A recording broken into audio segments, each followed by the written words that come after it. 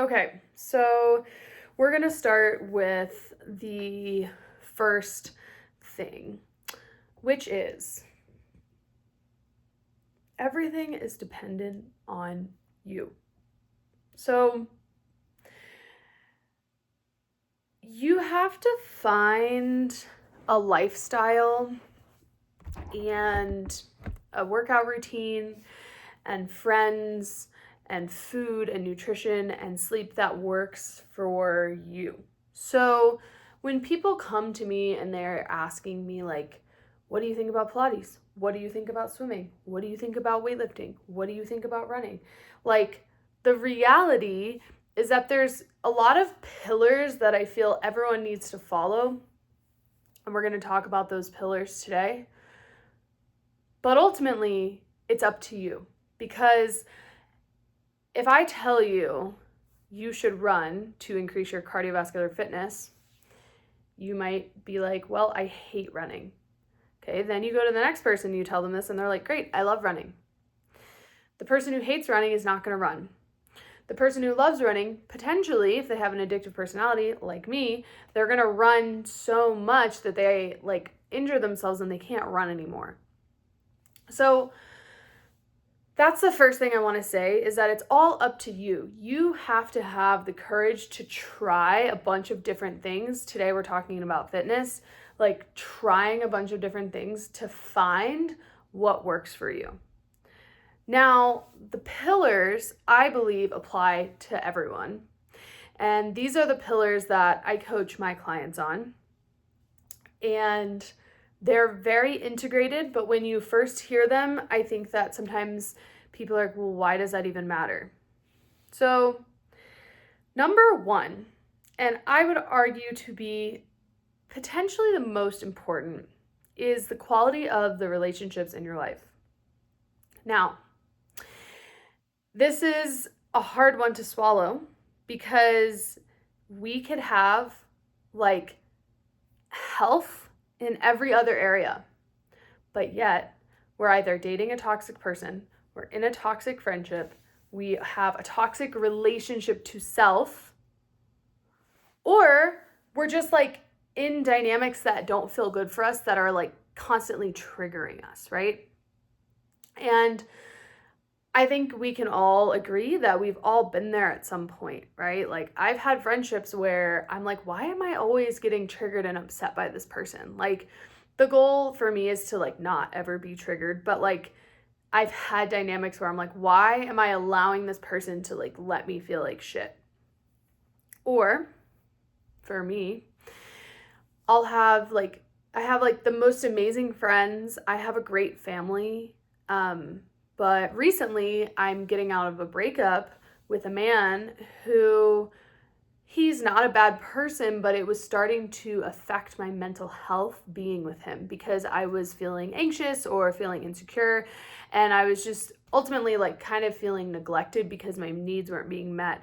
So I was just focusing mostly on meeting my own needs, but it was affecting everything else in my life. And so I want to speak from my experience because it's often the most frustrating thing for me on YouTube is when someone talks in these kind of abstract, ethereal terms, this is the truth of what I know. And no, just speak what happened to you and whatever you feel comfortable. So I'm speaking directly about my experience.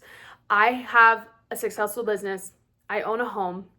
I have amazing friends, an amazing family. I take a bunch of vacations for fun that I save up for, not because I'm a trust fund baby.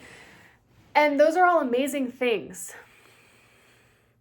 But when my mental health starts to suffer because there's someone in my life that's bringing me down energetically, that's when you have to take a look at your life. If there's someone in your life that's bringing you down consistently over time energetically, they have to go. So what I started doing is I started journaling or writing in my phone how I felt every day that I was with this person, and how did I feel at the end of being with them. Let's say you go on a date with someone, it's how do you feel at the end of that date? And this helps to have like an objective opinion on something like love or relationships, even if it's like a friendship, that I feel is not always so objective, right? Like we're so pulled by our emotions, and it really helped me. So this is going to be number one, is to look at the relationships in your life and figure out, are there relationships that are energetically bringing me down? Like I was starting to feel like I don't want to eat, I'm anxious, I don't know when, like I have anxious attachment, so like not knowing certainty for the future, like to me, in my 32 years of age, I've just learned like that's not worth it to me. That's not worth it to me. Like anytime where I start to feel my mental health is being questioned because I'm overly anxious, it's done. Like it's done. Now, I will say, like, I know I sound really cutthroat, and I did give this person multiple chances to like change their behavior, but they were unable to do it in the way that I wanted. So I ended it. We ended it mutually, I guess. But this is one of the number one things that I feel health and fitness influencers are just not talking about, is the quality of your relationships, the quality of your friendships. Like, are you around people that inspire you? Are you around people that make you want to actually be a better person? Are you around people that you want to pamper and spoil and make them feel amazing? Are you doing this? And it doesn't matter if you're in a relationship or not.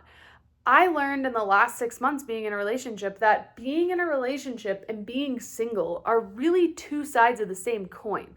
Ultimately, you're having your own like human experience and you're in a relationship, but really this person is like your friend. Like he was my best friend and also my lover, right? But my friends are still my friends. Like I think there's this stigma where people are like, well, I don't need to work on my relationships because like I'm not in a relationship. It's like, well, every relationship that you have, every human connection, that is a friendship, that is a relationship, whatever it is. So look at that and look at who is making you feel good and who's consistently making you feel like shit. Focus on the people that make you feel good, and the ones that make you feel like shit or trigger you or make you really upset, talk to them or just like let it go. Like let it go, because we waste so much mental energy on people who we think can do what we want and like play into our little game of like, this person is going to do this thing for me and it's going to be amazing. It's going to be happy ever after. Or like this friend is going to be the friend that does this with me. It's like, just like take that expectation off, accept who they are, and decide if it works for you or not. So that's the number one pillar. And stay tuned for the next video. And I'm going to talk about the second pillar of just amazing health and thriving.